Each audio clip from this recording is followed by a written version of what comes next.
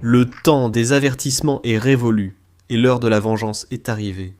Le 15 juin, Vladimir Poutine a commis la pire erreur de toute sa guerre.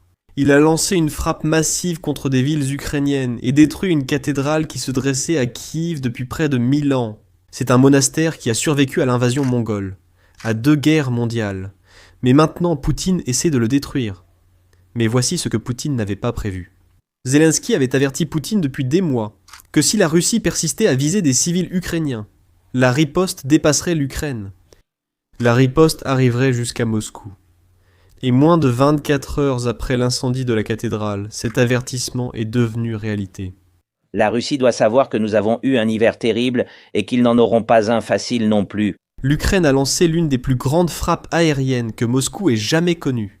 La plus grande raffinerie de Russie, située à seulement 16 km du Kremlin, s'est mise à brûler. Les élites russes se sont réveillées au bruit des drones sous leurs fenêtres. Pour la première fois depuis le début de la guerre, des millions de Russes ont vu sur leur téléphone la puissance de l'Ukraine et la faiblesse réelle de leur défense aérienne. Alors dans cette vidéo, je veux vous expliquer exactement ce qui s'est passé. Comment la pire erreur de calcul de Poutine s'est retournée contre lui.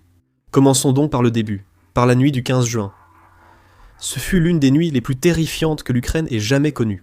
Cette nuit-là, la Russie a lancé plus de 500 drones et des dizaines de missiles sur une ville ukrainienne. Cette attaque a fait au moins 5 morts et plus de 35 blessés, mais ce n'est pas le nombre de victimes qui la rendait unique. La Russie a ciblé pour la première fois un nouvel objectif. Lors de cette attaque, un drone russe a touché le monastère de Pretisk-Prekreslavra à Kiev. À l'intérieur de ce monastère se trouve une cathédrale, une structure qui existe depuis le XIe siècle, soit presque 1000 ans. Et Poutine a choisi cette structure comme cible. C'est l'un des sites les plus anciens et les plus sacrés de toute la chrétienté orthodoxe. Elle abrite des sanctuaires et des reliques vers lesquels les pèlerins se rendent depuis des siècles. Je ne saurais trop insister sur l'importance, l'ancienneté et le caractère sacré de ce lieu. Et devinez quoi ? Alors que le monastère était en feu après l'attaque, les prêtres à l'intérieur essayaient en fait de sauver les croix qui se trouvaient dans cette structure. Regardez. Un prêtre derrière moi tente de sauver une croix, car ce bâtiment vieux de près de 1000 ans a été touché par des missiles russes. Derrière moi, l'officier de police surveille les missiles et drones arrivant en ville. Je n'aurais jamais imaginé faire une telle vidéo à 4 heures du matin en Ukraine. Il y a des pompiers partout qui essaient d'éteindre les flammes d'un bâtiment qui brûle en ce moment derrière moi, et je n'arrive vraiment pas à croire que je sois en train d'assister à cela en ce moment, et tout le monde est sur les nerfs. Vous savez, ces pompiers risquent leur vie juste pour essayer de sauver ce bâtiment. Donc, les prêtres ici essaient de sauver des artefacts et de préserver aussi des objets sacrés. 1000 et quelques balles, vous savez comment? Je suis désolé. La raison pour laquelle je suis venu ici maintenant pour faire cette vidéo, c'est pour montrer que c'est en fait la guerre que la Russie mène contre ce monde civilisé. Cela n'a rien à voir avec la terre ou le territoire. Même si c'est encore très dangereux, je suis venu ici pour une raison précise. Regardez, ce n'est pas truqué. Quand Moscou parle de foi, ils veulent dire destruction. Voilà, c'est à ça que ressemble réellement la guerre sainte de Poutine. Les dégâts visibles actuellement résultent de cette frappe russe. La réaction à cela a été instantanée et mondiale. Tous les dirigeants occidentaux qui soutiennent l'Ukraine l'ont condamné en quelques heures. Et devinez quoi ? L'attaque a été si choquante que même des partisans de la Russie sont restés silencieux, incapables de défendre ce que Poutine tentait de faire.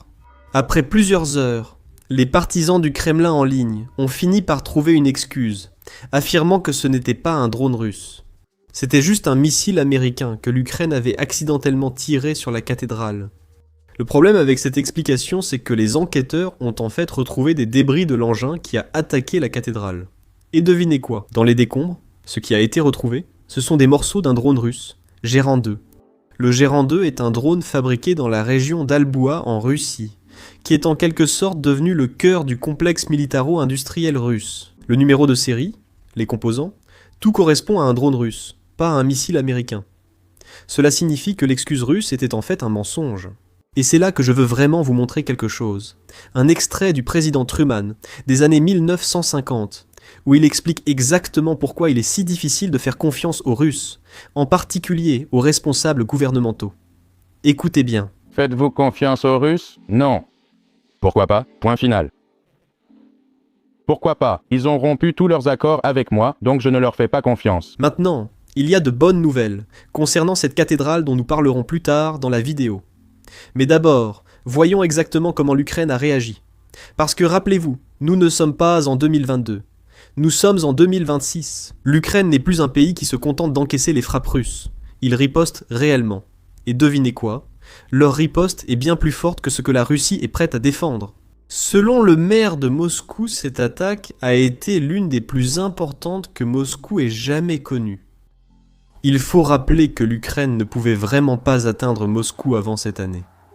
Peut-être en avait-elle la capacité, mais les frappes n'étaient pas marquantes. Le maire affirme que c'était l'une des plus grandes frappes de l'année.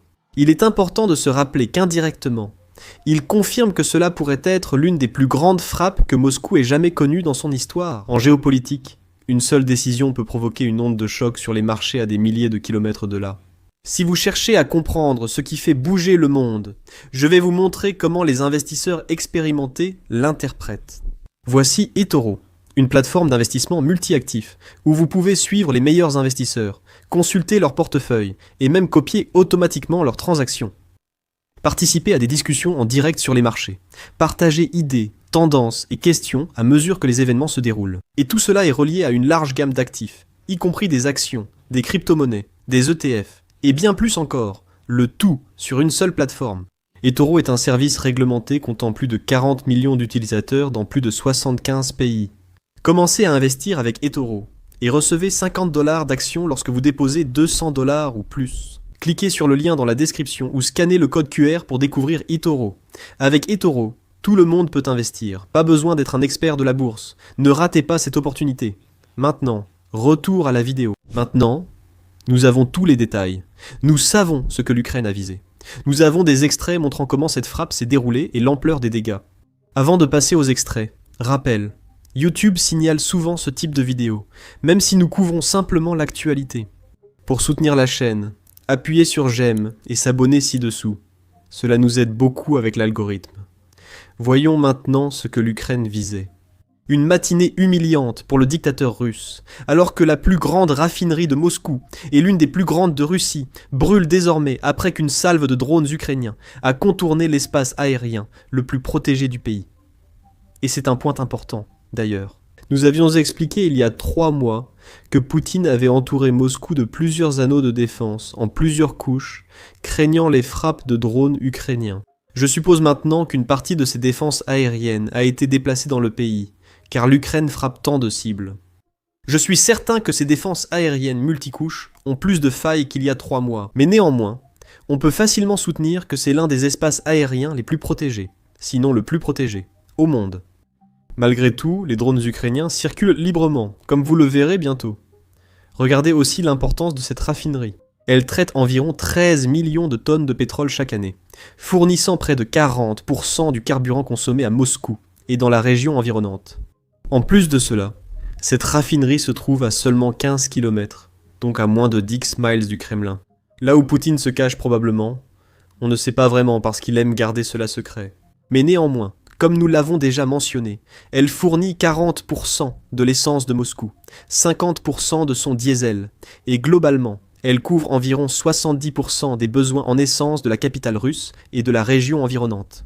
Une voiture sur 3 à Moscou fonctionne avec des produits issus de cette raffinerie.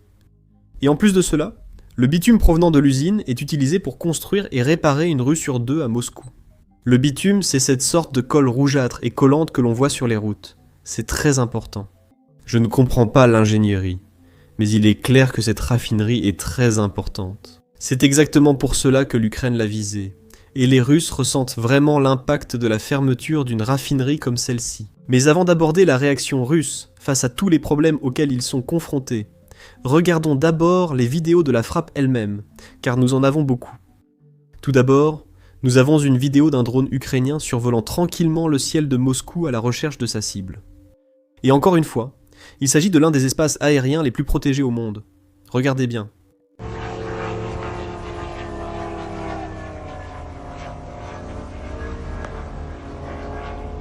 Ensuite, dans ce prochain extrait, un habitant de Moscou se réveille au son des drones juste au-dessus de son immeuble. Il attrape donc son téléphone et commence à filmer. Et par accident, il filme quelque chose que Poutine ne voulait probablement pas que le monde voie. Quelque chose que Poutine ne veut probablement même pas que les Russes voient. Un impact direct à Moscou. Et c'était énorme. Alors, regardez bien.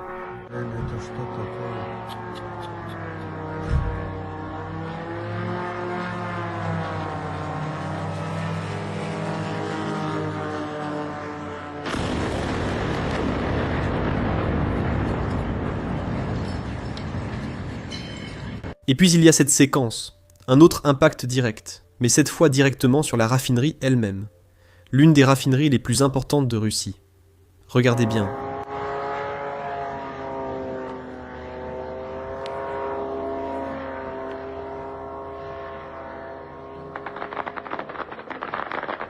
Maintenant, c'est quelque chose de rare à voir. Nous avons vu des Russes filmer les conséquences d'une frappe, généralement depuis des villes situées en dehors de Moscou. Tout d'abord, bien sûr, cela montre aux Russes et au monde entier que la Russie en est vraiment arrivée à un point où elle ne peut même plus défendre sa propre capitale. Deuxièmement, c'est une excellente source de renseignements pour l'évaluation des dégâts de combat. Je suis certain que les experts ukrainiens sauront identifier précisément les cibles atteintes, les dégâts causés et le temps nécessaire à la Russie pour se rétablir ou réparer. C'est précisément pour cette raison que la Russie ne veut pas que les Russes enregistrent et publient ces images en ligne. Il existe des lois contre cela, et ils sont punis par une amende. Les Russes qui publient cela, ils reçoivent une amende au tribunal s'ils sont attrapés et reconnus coupables. Donc, la Russie sait que cela donne des avantages militaires à l'Ukraine, et malgré cela, ça continue d'arriver. Juste après la fin de cette attaque, Zelensky lui-même a publié une déclaration publique expliquant pourquoi cette attaque a eu lieu et pourquoi l'Ukraine va continuer à agir ainsi. Et c'est choquant. Avant de lire cette déclaration, je précise que des extraits comme ceux-ci poussent YouTube à démonétiser nos vidéos, même si nous les présentons comme de l'actualité. Normalement, les chaînes d'information devraient fonctionner ainsi, mais des erreurs se produisent parfois. Pour soutenir notre couverture honnête de la guerre, devenez membre de la chaîne ou rendez-vous sur basicsinsider.com. Nous proposons désormais des versions longues de chaque vidéo pour les membres. Et en plus de cela, vous aurez accès à plus d'actualités, plus de vidéos exclusives une fois que vous serez membre. Alors, merci beaucoup pour votre soutien. Et maintenant, passons à la déclaration de Zelensky. Cette fois, la région de Moscou a subi l'impact des capacités longue portée de l'Ukraine. Une raffinerie de pétrole a été touchée à 500 km, soit environ 300 miles. La Russie doit être forcée de cesser sa guerre contre notre peuple. Les armes à longue portée de l'Ukraine sont l'un des éléments clés de cette pression. Cette dernière phrase est capitale, car elle résume le sujet de la vidéo. Pourquoi l'attaque a eu lieu à cause de Poutine, confirmé ici par Zelensky? Cette attaque n'est qu'une réponse aux frappes russes et à la prolongation d'une guerre qui doit prendre fin. Gloire à l'Ukraine. Je veux ici comparer les deux frappes, car il faut rappeler que l'Ukraine n'a pas commencé cette guerre. Pourtant, c'est elle qui montre le plus de discipline. Voici une déclaration du Premier ministre ukrainien qui expose clairement ce fait. Contrairement à la Russie, l'Ukraine ne vise pas les berceaux millénaires du christianisme oriental, mais les bases économiques grâce auxquelles Moscou finance la guerre. Nous ne sommes pas les mêmes. Nous voulons la fin de cette guerre et la paix, une paix juste et durable. C'est la parfaite dichotomie de toute cette affaire. Poutine a commencé cette guerre en espérant prendre Kiev en 3 jours. Mais maintenant, après 4 ans, il perd le contrôle et il s'en prend de plus en plus durement aux civils ukrainiens. De l'autre côté, nous avons l'Ukraine. Même si le pays devient plus fort, que l'armée ukrainienne se renforce, il reste discipliné. Ils s'attaquent aux raffineries russes et aux lignes d'approvisionnement militaire russes, parce qu'ils savent que cela a un impact plus important sur l'objectif qu'ils veulent atteindre. Si Poutine était intelligent, il verrait que la stratégie russe d'attaquer les civils ukrainiens nuit en fait à la Russie sur les 2 fronts. C'est comme si on encerclait l'armée russe. Réfléchissez. Quand la Russie attaque des civils ukrainiens, ceux-ci deviennent encore plus déterminés à s'opposer à la guerre et à l'invasion russe. Et de l'autre côté, quand l'Ukraine répond en frappant les raffineries russes et les lignes d'approvisionnement militaires russes, devinez quoi?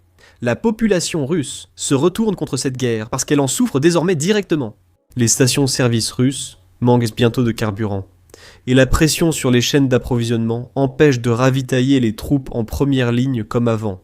Et à cause de cela, la Russie souffre sur les 2 fronts. Regardez ce rapport. Moscou et Saint-Pétersbourg signalent toutes deux des pénuries de carburant actives. Les deux villes ont commencé à rationner la quantité d'essence qu'un conducteur peut acheter. Il est important de se rappeler qu'il s'agit de la capitale d'un pays qui possède tellement de pétrole. C'est incompréhensible. Et en plus de cela, c'est la plus grande ville d'Europe. Et maintenant, les citoyens souffrent. Regardez ce rapport. Rien qu'au mois de mai, l'Ukraine a frappé les raffineries de pétrole russe à 16 reprises distinctes. En fait, ce mois-ci seulement, ils ont visé 8 des 10 plus grandes raffineries de Russie. Et si l'on élargit le décompte pour inclure les frappes sur les dépôts de pétrole et d'autres infrastructures pétrolières, le nombre total de frappes menées par l'Ukraine atteint environ 30 frappes en un seul mois. C'est pratiquement une frappe quotidienne. La Russie commence désormais à ressentir les effets de cette campagne. Récemment, la Russie a interdit l'exportation de produits pétroliers. Avant, ils avaient interdit l'essence. Maintenant, c'est le kérosène. Et cela vise à conserver l'approvisionnement pour le marché intérieur. Regardez les données de production, car elles nous montrent exactement ce qui se passe dans l'ensemble du marché pétrolier russe. La production de pétrole russe est à son plus bas niveau en 16 ans. Ce graphique illustre la production annuelle, chaque ligne correspondant à une année, souvent regroupée. Vous savez, la production augmente et diminue avec la demande dans une fourchette normale. Mais regardez la ligne verte en bas, c'est celle de cette année, 2021. Et c'est le niveau le plus bas que la Russie ait raffiné depuis 16 ans. En plus de cela, la pente de la courbe ralentit de plus en plus vite chaque mois. Autrement dit, les campagnes ukrainiennes forcent la fermeture des usines ou raffineries de pétrole russe. Alors maintenant, recentrons-nous sur les anecdotes, car voyons comment l'élite russe réagit à tout cela. Parce qu'au final, quand la production chute, eh bien, devinez quoi ? Ce sont les gens qui en souffrent. Ici, nous avons une compilation de résidents de Moscou qui dénoncent ce qu'ils doivent endurer. Cher client, qu'est-ce que c'est? Qu'est-ce que c'est? Uniquement par prépaiement? Finalement, ce n'était pas des bêtises, non? Je vais entrer maintenant et demander parce que j'ai besoin de remplir un réservoir de 65 litres. Regardez, l'autonomie restante est de 68 km en ce moment. J'ai besoin de faire le plein complet. Est-ce qu'on pourra faire le plein complet? Est-ce que je peux payer ici? Entrée. Oui, j'ai une question. L'essence est-elle limitée d'une quelconque manière? Ici? Oui. 20 litres maximum? 20 litres? Donc si j'ai besoin de remplir 65 litres, je ne peux pas le faire. C'est ça? Oui. Eh bien, on aura tout vu, comme on dit. Il ne donne que 20 litres d'essence par voiture chez Tatneft. Pas plus que ça, 40 litres pour le diesel, 20 litres pour une voiture à essence et une limite de 200 litres pour les camions. Selon les informations, cela dure depuis le 12 juin et on ignore combien de temps cela continuera. Mais Lukoil et Bashneft, nos stations-service locales préférées, vont bien. Elles n'ont pas instauré de limite. Être limité dans quelque chose est très désagréable. Surtout quand il s'agit d'essence. Vous vivez dans un pays riche en ressources pétrolières, mais où l'accès à l'essence est limité. C'est une situation assez mauvaise, c'est une sorte de cauchemar. Regardez simplement ce qui se passe à Moscou, un embouteillage d'1 kilomètre pour arriver à la station-service. Nous sommes ici depuis environ 40 minutes déjà. C'est terrible, je pensais que ce problème ne nous toucherait pas. Toute la voie de droite sert de file d'attente pour la station-service sur l'autoroute Saint-Pétersbourg-Moscou. Et cela crée un problème intérieur encore plus important pour le Kremlin. Les Russes ordinaires commencent maintenant à comprendre que les informations qu'ils reçoivent des médias d'État, eh bien, ce ne sont pas vraiment des informations.